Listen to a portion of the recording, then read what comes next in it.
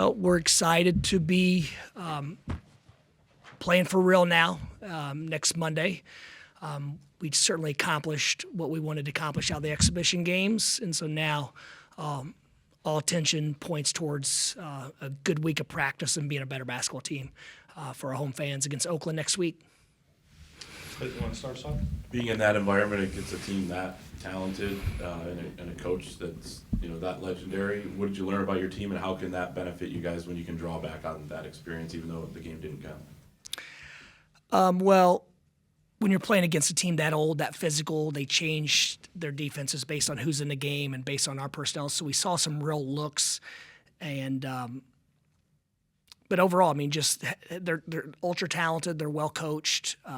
It was on the road in a tough environment where you're throwing shots, they're throwing shots, and so you just stay with it and find a way to win at the end. But we have a lot to clean up.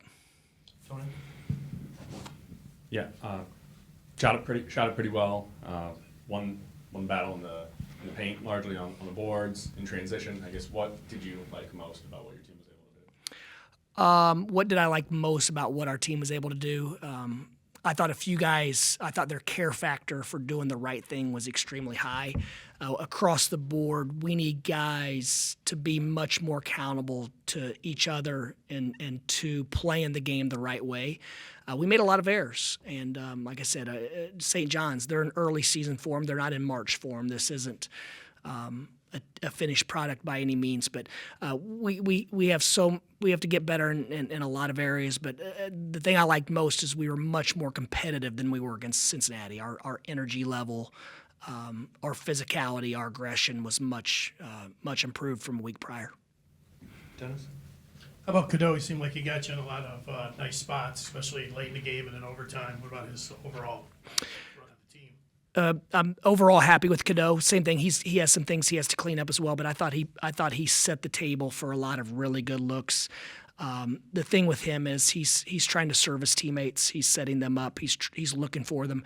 I think out of his 9 assists, 5 turnovers, I think 5 of those turnovers, probably 2 of them were poor decisions. I thought 3 of them were just not being on the same page with the bigs or whatever the case, and hopefully that comes with experience and time and practice reps together. Chris?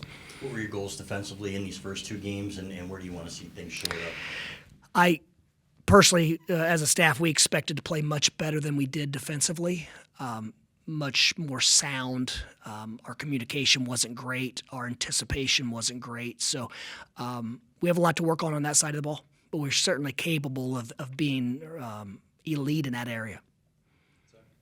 For a team that was in a lot of close games last year, you kind of had 2 exhibition games that showed you guys coming back in Cincinnati and then having a lead in overtime and then kind of preserving that lead. How helpful is that to have that experience against 2 good exhibition teams in order to put that into the rest of the season? Yeah, just 2 really good teams in general. I think the thing defensively, when the game was on the line, I think there were 2 possessions. We looked like we knew what to do and how to act and how to perform in those moments. And so now we have to do that at a much higher quality for the other 83 possessions or 82 possessions. So, and then offensively, we're still trying to figure out what's going to be our bread and butter, and then what can we counter off of that. So, I'm not sure that we even after these 2 close games we know exactly where we are in that regard, but we're certainly closer than we were 2 weeks ago. And how helpful was it to have Merez and Adai back in the game to kind of mix rotations and figure out your personality? I mean, I think they're 2 of our most valuable guys for different reasons. Adai's a pressure release and a rim protector, and he didn't play anywhere near his capability in the first half. I thought the second half he played a good solid game. And then Merez, just because he brings so many intangibles and invisible plays to our team, I think if you took 2 of the best players off any team, they'd look a little bit different, but it's more of just what they bring to the table, as far as size, physicality, athleticism, length, but also certainly the intangibles helped as well. Dusty, on Adai, you mentioned post-game that physicality might be an adjustment for him. How realistic do you think it is for him to pick that up, and what's the secret to his passing? Well, I think physicality, anytime that you're taller and you're longer and you're not as physically stout. As a 7'3" guy, you're going to worry about smaller, stronger athletes getting underneath you. So he just has to figure out a way to use his gifts to create an advantage with them using their physicality, because sometimes if you can just neutralize a guy that's shorter than you, then you can use your size and length. But we're pleased with the Dye's progress. He's getting better every week. He's getting better every day, and obviously the health piece is very important for him. But I think if there's one thing that he could make a big jump on, would simply be changing ends. I think he's leaving a lot of points on the floor by not finding that desire to go get some easy baskets in transition, because he's capable of it. He can move, he can run. He's much more agile than I think he gives himself credit for. But he certainly had an impact on that game, especially at the rim, and those guys putting their shoulder down trying to attack him, and he had a couple blocks. And those things are invaluable because they cause the drivers to be a little less aggressive after they've had a few blocked. Austin? Dusty, what's your read so far on how this team's going to handle the expectations of being preseason top 10, top 5 in some places, and just the pressure that goes with that? I don't know. Who knows? I think that's so far down the list of what we need to be concerned with right now. We need to have a good film session and good practice today. We need to be very honest with ourselves on what we're doing well and what we're doing poorly, and fix those things. And then if you get lost in the fight, then the external expectations hopefully don't poison the group. But that's on us to be aware, honest, and accountable every single day, and hopefully that's enough. Chris? You're playing an Oakland team that's going to be playing a lot of zone. Can you just talk about the challenge of that and how that's going to help you guys? Yeah, obviously you schedule this game so you have your zone package in early, because you're going to see it. You don't know when. I anticipate, because the NBA played a lot, I think more zone than ever last year, that will trickle down even more so into college. It just keeps you off balance. And so we have a week to prepare against it as far as the rhythm and the timing and the unorthodox nature of their zone. But we had reps last year, so we have some film to refer to. We've had guys working on their film from their entire season about what, where the holes in their zone and things like that. But it's still going to come down to passing and catching and running the floor and being completely locked into that possession. But it's going to be a challenge anytime you play a team that plays differently. There's an adjustment period in the game before you usually find your rhythm. The team scored 20 fast break points this past weekend, really being able to utilize going up and down the floor really consistently, and then also only holding St. John's to 4 fast break points. Can you talk a little bit about how your team's skill sets with Elliott at the point guard position, and then as you said, with Adai really being able to try to take advantage more of those quick, easy buckets, how they can really utilize that skill set over the course of the season? Yeah, I said it last week. If Elliott can become an elite defensive rebounder, then we're going to be an elite transition team, because he has some real gifts in that area and ability to make his teammates better. I was very happy with how we were able to convert 3-on-2 breaks and 4-on-3 breaks, and we discovered something about ourselves as far as the big wings running against guards, and then the fives playing off of them. So I think, in real time, we were able to discover an advantage and go to it 3 or 4 times. And I think then we can leverage that for more open threes if we really buy into it. The crazy thing about our turnovers is similar to last year. A lot of our passes lead to dunks or layups, and a lot of our turnovers lead to our set defense. And because of that, for us to turn it over, how many times, Tom? 22? 22 times, and we gave up 4 points in transition. I don't know how. We have some real statistical anomalies going on over the last couple of years in several areas, and that's one of the many. So fortunately, when we do drop the ball, it goes out of bounds instead of to the other team and things like that. Axel takes a lot of his shots kind of in bunches, makes the first 3, then takes the next one, or second half drove to the rim, and then he drove again, maybe got fouled. Do you want him to be more aggressive all the time, or do you feel like he's kind of taking over the game with the team? No, I want him to be more aggressive on the glass. I think the one area he improved more from Cincinnati to this game was simply running the floor with more urgency, getting out into space. And I can't imagine if he's in a 3-on-3 situation or 3-on-2 situation that he doesn't produce a high quality shot for us. At times he's too unselfish as far as kicking it out when he probably has a finish that he can make. But man, it's hard to get on a guy for drawing 2 or 3 players and not making the right basketball play. He has a lot to improve on, but his unselfishness and playmaking are 2 of the things that he's really, really excelling at right now. Yeah, just simply with the nature of how last year went and now how these first 2 games have gone, you just started talking about it a little bit, the turnovers. I know you said you weren't seeing them in practice. Correct. Are you thinking that this is something that will get worked out? Is there an early pattern, or what's your concern level? I'm not confident that it's just going to get worked out. We're now having pixie dust to sprinkle on it, so we've all got to be much more intentional about passing and catching, about giving the ball space. I thought our spacing was one of our biggest areas that caused the turnovers. I felt like we were crowding the ball. We weren't playing with good rhythm, and I felt like almost everyone caught the ball and tried to be the primary playmaker. We just didn't have, I don't want to say anyone, we didn't have a lot of guys trying to connect the offense, and that's something that I think all of us in the basketball universe are striving for now, to find connectors to make it all work. And usually the beautiful thing about basketball is those connectors end up scoring more, and they do it at a much higher efficient rate.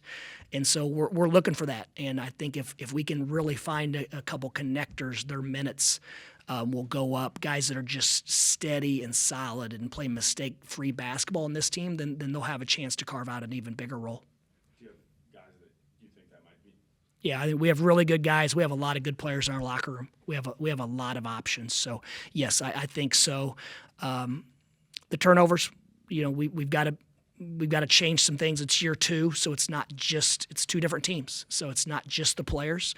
It is a small sample size this year, but the urgency is at an all-time high to get it fixed and figure out why it's happening now out of the blue. And we have theories, but now it's let's fix these things, and we think that'll really help. But are we ever going to be a low 8 turnover, 10 turnover game team unless we just lower our tempo? Because when you're playing twice the possessions, if you're, let's say back when I got into coaching, you wanted to turn it over 12 times or less, and you're playing 50 possessions, and I think we had 85 against St. John's, 87, and so now I'm not a math major, but now you're talking about 40% more possessions, so you'd think 40% more free throws would be logical. And so we're never going to be a team that I think we sit, but I think last 15 minutes of the game we had 2. And so we're certainly capable when the game becomes all about winning, like nothing else matters, like the last 5 minutes of games last year when you could see a group that there was nothing that mattered other than finding a way to win that game. Then we're capable of doing it, but we have to be able to have that, pride and motivation to take care of the ball as an individual and as a unit. You mentioned the importance a couple times now about Elliott rebounding and getting out on the break. How natural is that for him? Some guards have a knack for rebounding, some don't. How much are you teaching and coaching that, and how much is it what the other team's doing too? Kind of just that big picture. I listened to Coach Pitino's interview, and obviously he might be the greatest living coach on our sideline in college basketball, according to a lot of us. According to some, whatever the case. But first thing he talked about was his guards aren't rebounding down. It's not something that's ingrained in guards at a young age. I think when we're playing in youth basketball, if a guy gets a rebound, you get on your big guys to go rebound.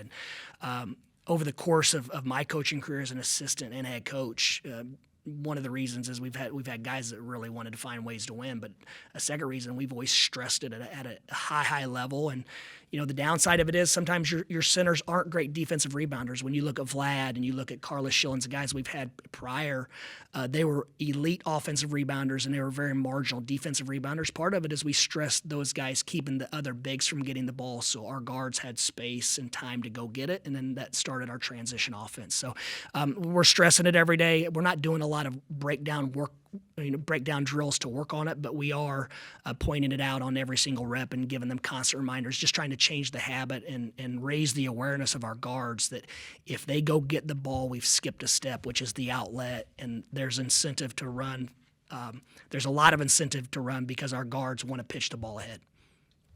Just to hear you about what you're saying day to day, but what kind of boost did you get going out there and playing that kind of team?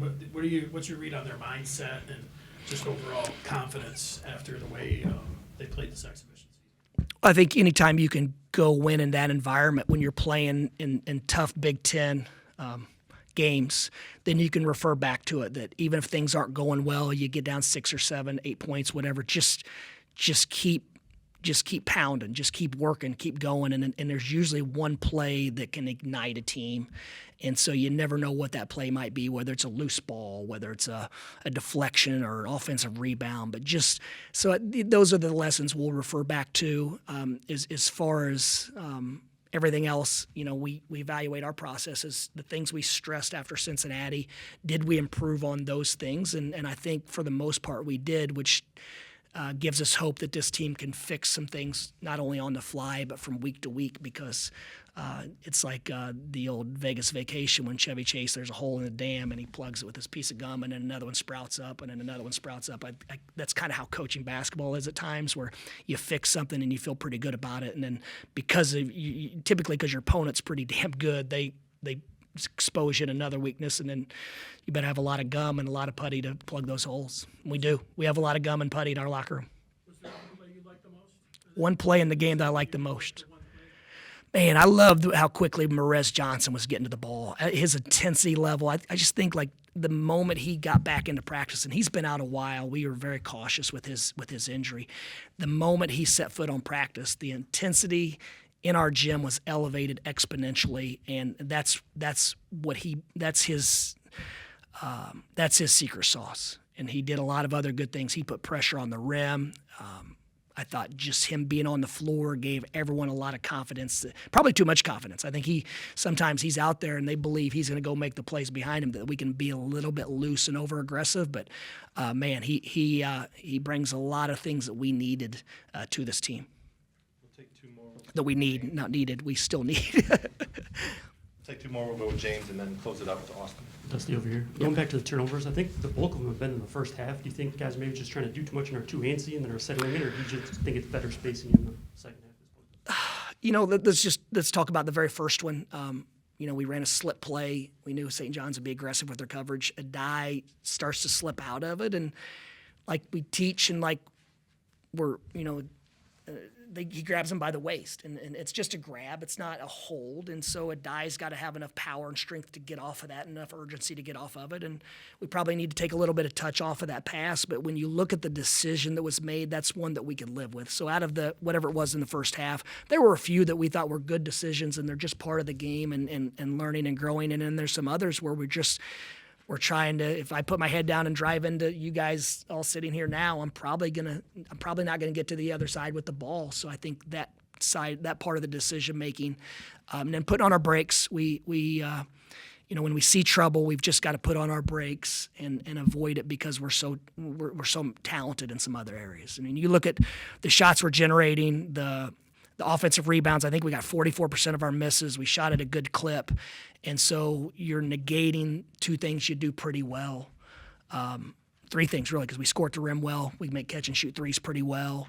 And then we offensive rebound it when we do miss. So it's another reason why the turnovers are paramount. You mentioned there's no pixie dust, but I guess do you feel like a lot of these are correctable, and that maybe some of these things will naturally fix themselves with better chemistry over time? It's one of those things where we're going to try a lot of different stuff. We're going to tighten up our drills. We're going to tighten up our reward system in practice, and we're this and that. But and so we're going to do probably 5 to 10 different things, and we're going to show them on film, and we're going to teach them, stress different things, and then hopefully it works. And then you take a step back and you say, I wonder which one of those 10 things worked. And so that's kind of how it is as well with us. Like we're gonna throw everything we have at fixing that issue and one or two other issues, and then hopefully we look back in a week or two and we don't know what it was that fixed it, but it got fixed. Austin, you want to close? You mentioned earlier looking for connectors. How much do you see Namari and Will as being kind of those glue guys that hold the team? Well, Mamari's all about the right stuff, and he's a professional, and he was a little bit banged up, and so yeah, he's going to be that for us, and he can be a lead at it. Will Cheddar, to be honest, down the stretch, we looked like a different team when he was out there and when he wasn't, and it was, I think, just because he wanted to be the floor spacer. He wanted to connect our defense with his communication and effort. I thought he made a couple really practical defensive plays that saved disadvantaged matchups just by him being alert and being active. So I think if we find a couple more guys that have that mindset that they simply want to space the floor, find a way for it to look more look better together with more functionality, then those guys will play, because we have some unique pieces, and when you have unique pieces, then you've got to find a way to connect it and make it all work together. So, yeah, those two guys certainly have to be two players that make it work. Coach, we appreciate your time. Thank you, guys. Appreciate it.